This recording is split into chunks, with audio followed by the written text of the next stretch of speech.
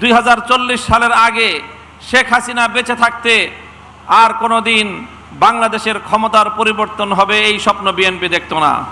BNP এখন যেই রাজনীতি করছে সেটা তাদের দুটি মৌলিক নীতির উপর প্রতিষ্ঠিত। একটি হলো সুবিধাবাদের রাজনীতি, আর একটি হলো দ্বিচারিতার রাজনীতি।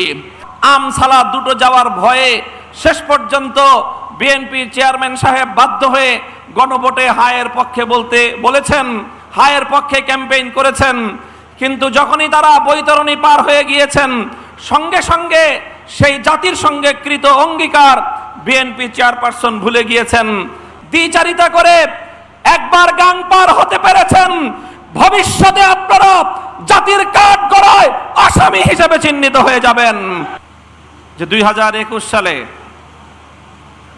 ভারতীয় আধিপত্যবাদের বিরুদ্ধে কথা বলতে গিয়ে 1,500-এর বেশি আলেম ওলামাদেরকে বিগত ফ্যাসিবাদী সরকার গ্রেফতার করেছিল। তার মধ্যে সবচেয়ে তাদের জন্য আতঙ্কজনক আসামির নাম ছিল মামুনুল হক। 3 বছর পর্যন্ত আমাকে কারাগারে বন্দী করে রাখা হয়েছিল। 2024 সালের 3রা মে মুক্তি পেয়েছিলাম, তবে সেটা ছিল শুধু বাহ্যিক মুক্তি। মুক্তি দেওয়ার আগে তারা আমার নাকে রশি বেঁধে আমাকে নিয়ে তামাশা করেছে। ছেড়ে দিয়েছে, কিন্তু নাকের মধ্যে রশি বাঁধা ছিল। শুধু একটা দিন একটা মামলার আসামি মামলায় হাজিরা দিতে যেতে পারিনি। আবেদন করেছিলাম যেন জামিন বহাল রাখা হয়, সঙ্গে সঙ্গে জামিন ক্যান্সেল করে দিয়ে গ্রেফতারি পরোয়ানা জারি করা হয়েছিল। বুঝতেই পারেন কি ভয়াবহ দুঃসহ পরিস্থিতিতে আমরা তখন ছিলাম।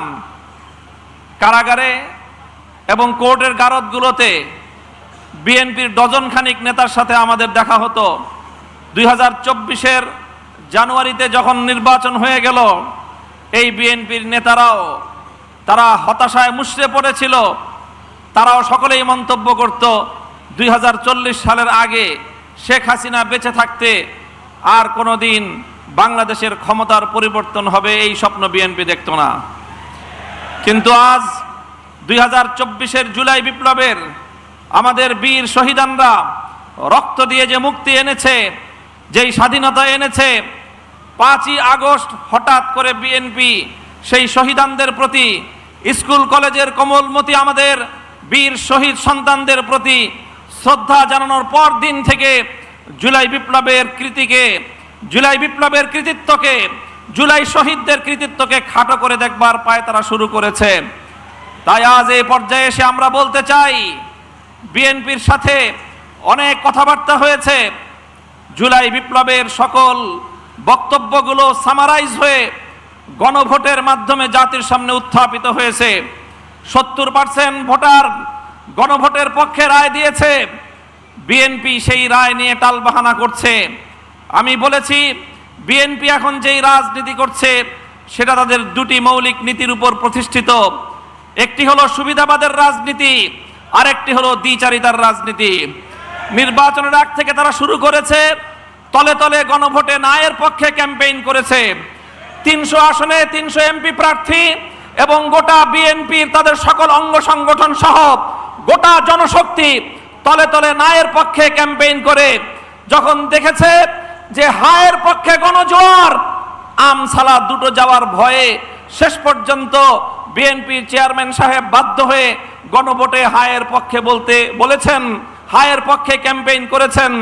কিন্তু যখনই তারা বৈতরণী পার হয়ে গিয়েছেন, সঙ্গে সঙ্গে সেই জাতির সঙ্গে কৃত অঙ্গীকার বিএনপি চেয়ারপারসন ভুলে গিয়েছেন। আমরা বলতে চাই, এই মুনাফিকি করে, দ্বিচারিতা করে একবার গাং পার হতে পেরেছেন, ভবিষ্যতে আপনারা জাতির কাঠগড়ায় আসামি হিসেবে চিহ্নিত হয়ে যাবেন।